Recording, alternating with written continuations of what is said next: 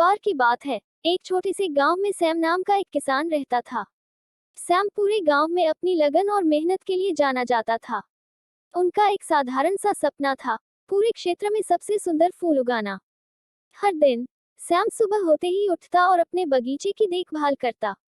वो नए बीज बोता, पौधों को पानी देता और उन खरपतवारों को हटा देता जो उसके फूलों को नुकसान पहुंचाने का खतरा पैदा करती थी। उनका समर्पण अद्वितीय था और उनका बगीचा फला फूला। हालांकि एक गर्मी में गांव में भयानक सूखा पड़ा।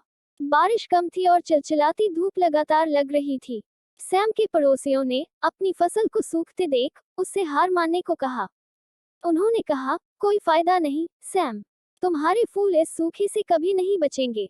अपना समय बर्बाद करना बंद करना बेहतर है। लेकिन सैम ने सुनने से इनकार कर दिया। वो हर दिन अपने बगीचे में पानी देना जारी रखता था, तब भी जब उसका कुआं सूख जाता था। वो पास की एक धारा से पानी लाया। उसका दृढ़ संकल्प अटल था। लोग उसकी जिद के लिए उसे मूर्ख कहकर उसका मजाक उड़ाते थे। फिर एक दुर्भाग्यपूर्ण दिन, जब सूखा अपने चरम पर था, एक चमत्कार हुआ। आकाश में काले बादल घिर आए, गड़गड़ाहट हुई और बारिश होने लगी। यह एक लंबे समय से प्रतीक्षित बारिश थी जिसने सूखी भूमि को बुझा दिया। ग्रामीण बारिश से बची अपनी फसलों को देखने के लिए बाहर निकले, लेकिन वे आश्चर्यचकित रह गए।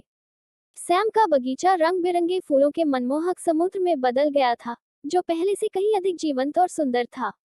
अन्य किसान आश्चर्यचकित रह गए और उन्होंने सैम से पूछा कि जब उनके फूल नष्ट हो गए थे तो उनके फूल कैसे बचे रहे।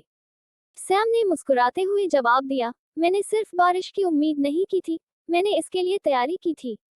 मैंने हर दिन अपने सपनों को पानी दिया, तब भी जब सफलता का कोई संकेत नहीं था। मुझे विश्वास था कि एक दिन मेरी कड़ी मेहनत का फल मिलेगा, और मैं आगे बढ़ता रहा।